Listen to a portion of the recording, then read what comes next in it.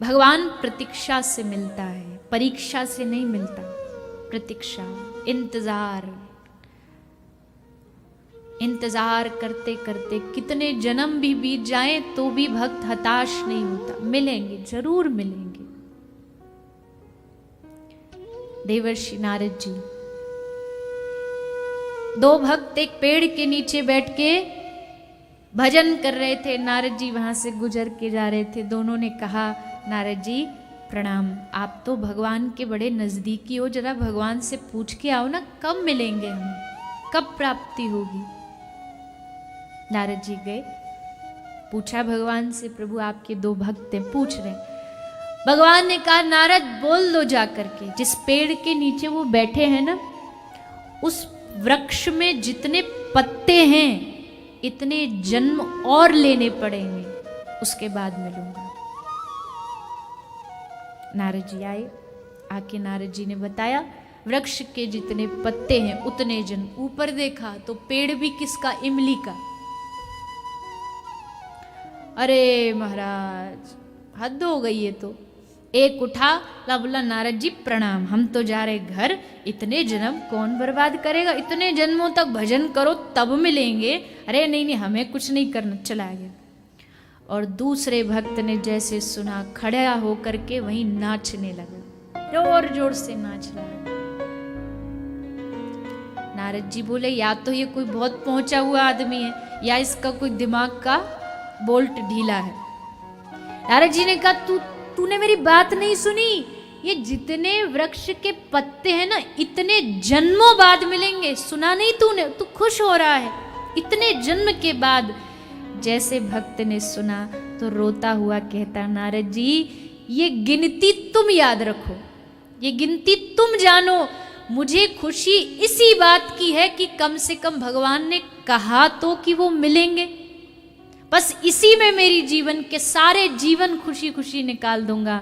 जैसे वो नाच रहा था, तुरंत ठाकुर जी प्रकट हो गए, भगवान सामने प्रकट हो गए।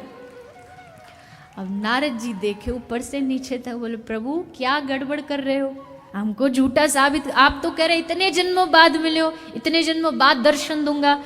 तो मुस्कुराते हुए भगवान ने कहा, नारद अभी भी मेरी वही बात है, इतने जन्मों बाद ही दर्शन दूंगा। आज इसे दर्शन देने नहीं आया, आज तो मैं इसके दर्शन करने आया हूं।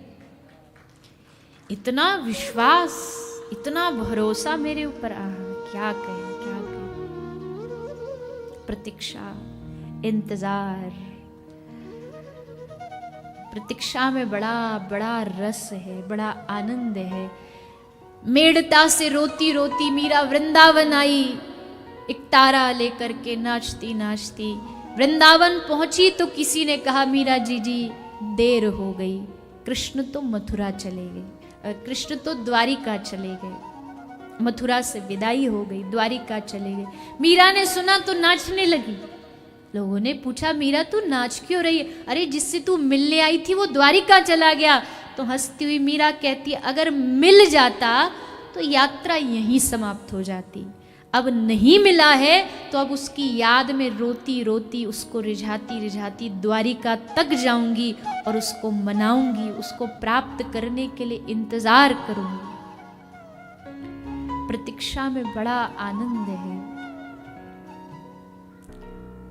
खड़ी हो गई विदुरानी, बोल नहीं पा रही, वाणी बंद हो गई, कुछ कह नहीं पा रही। ठाकुर जी ने कहा, चाची अरे बाहर ही खड़ा रखोगी, भीतर लेके जाओ, स्वागत करो। तब होश आया, अरे हाँ हाँ प्रभु क्षमा करो, आइए आइए पधारिए। लेकर के ठाकुर जी को भीतर आई। कहाँ बिठाऊं कहाँ बिठाऊं, बावरी हो गई मानो आज तो क्या जीवन में घटना घटी है। वह लेकर के आसन चारों तरफ घुमा रही है, यहाँ बिछा देती है। ठाकुर जी बैठने को होते, नहीं नहीं नहीं प्रभु यहाँ हवा नहीं आ रही, आप यहाँ बैठो। फिर आसन को जो दुनिया को नचाता है विदुरानी उसको नचा रही है, यहाँ से वहाँ यहाँ से वहाँ। ठाकुर जी सोचे तो बावरी है, मुझे ही कुछ करना पड़ेगा। पकड़ा आसन लेके रख दिया, यहाँ बैठो, आप भी यहाँ बैठो। चाची विदुरानी बैठ गई, ठाकुर जी बैठ गए। अब बस बैठ के निहार रही है ठाकुर जी, एक टक निहारती जा रही, देखती, पलकें भी बंद नहीं हो रही। ये अवसर बार बार नहीं आएगा ठाकुर मेरे द्वार पर आए, चल करके आए। बस देखती जा रही, निहारती जा रही है। तो भगवान ने स्वयं प्रस्ताव रखा। भगवान ने कहा, अरे चाची कुछ खिलाओगी पिलाओगी कि ऐसी भूखा बिठाए रखोगी? अरे हाँ हाँ प्रभु, क्षमा क्षमा। भागी दौड़ी, भागती भागती रसोई घर में गई, क्या बनाऊं, क्या खिलाऊं, क्या दूं? बावरी की भांति भागती भागती एक केला उठा करके लाई, केला को ला करके ठाकुर जी के समक्ष बैठ गई, छिलका उतार रही है।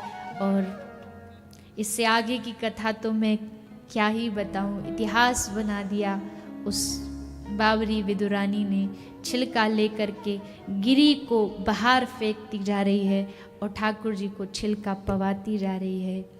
बड़ी बात ये नहीं थी कि विदुरानी भूल गई कि वो छिलका खिला रही है, बड़ी बात ये थी कि स्वयं ठाकुर जी भी भूल गए थे कि वो छिलका खा रहे हैं। उनको भी होश नहीं है, उनको भी मालूम नहीं है क्या हो रहा है। प्रबल प्रेम के पाले पड़कर प्रभु को नियम बदलते देखा। भगवान सब नियमों को बदल देते हैं प्रेम के खातिर। तुम भाव से, हम प्रेम से खिलाते नहीं, इसलिए 56 भोग खाने आते नहीं। विदुरानी ने छिलका खिलाया, सो पा रहे हैं बड़े प्रेम से। पंक्ति है ना, एक प्रसिद्ध पंक्ति है, भक्त बड़े भाव से गाते हैं।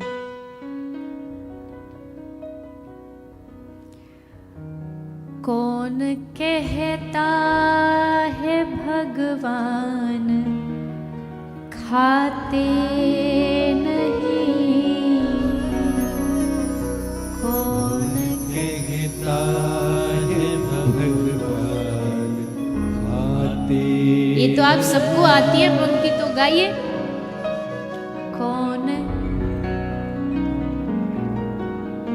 खाते, कौन कह, आगे बेर शब्द,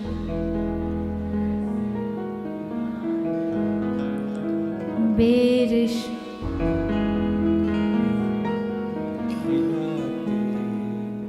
अच्युतम केशवम कृष्ण दामोदरम, अच्युतम केशवम कृष्ण दामोदरम, राम नारायणम जानकी वल्लभम, राम नारायणम जानकी वल्लभम, राम नारायणम जानकी वल्लभम, राम नारायणम जानकी वल्लभम।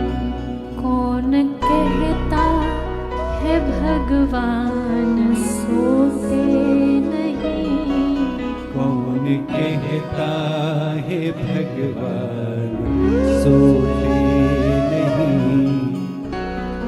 एक रात कान्हा ना सोए तो यशोदा पूरे ब्रज के वैद्यों को इकट्ठा कर लेती थी। मेरो लाला बीमार है गयो, का है गयो, सो क्यों नहीं रहे हो? अरे क्या बात है, लाला को कौन सो रोग, कौन सी बीमारी हो गई? कौन दिन ऐसा गया जब यशोदा पूरी रात न जागी हो कृष्ण को सुलाने के लिए? कौन कहता है भगवान के हाथ नहीं होते? कौन कहता है कि वो खाता नहीं है? कौन कहता है वो बातें नहीं करता? अरे मूर्ति छोड़ो, जब भक्ति रोम रोम में बस जाती है तो कंडों से भी विट्ठल विट्ठल की आवाज आती है। जैनाबाई लड़ रही है, ये मेरे कंडे नहीं है, दूसरी महिला से। दूसरी महिला कहती है, क्या पहचान है तेरे कंडों की? कोई सा भी ले ले, क्या फर्क पड़ता है? बोले बिल्कुल नहीं, मेरे कंडों की पहचान है। क्या? मेरे कंडों को कान से लगा। अगर उससे विठ्ठला विठ्ठला विठ्ठला ये आवाज आ जाए तो समझ लेना ये जैना के कंडे हैं। चोखा मेला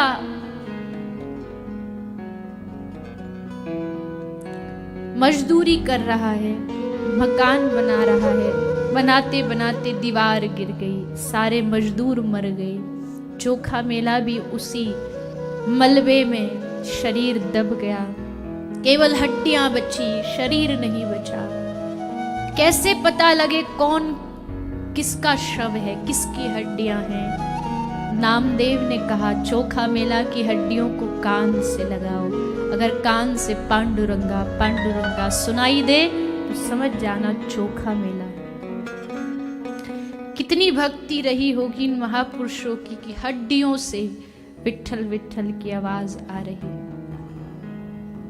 फिर हम कहते हैं भगवान होता नहीं है, भगवान साकार कैसे हो सकता है? पूछो उन गोपियों से, वो गोपी कहती है नहीं चाहिए हमें वो निर्गुण निराकार जिसके साथ हम बातें ना कर सकें, जिसके साथ हम बैठ करके अपनी मन की दशा न बता सके। नहीं चाहिए ऐसा भगवान हमें। हमें वो चाहिए जिसका हाथ पकड़ के हम नृत्य कर सके, जिसको हम अपने लाड़ लड़ा सके, अपनी मनुहार कर सके।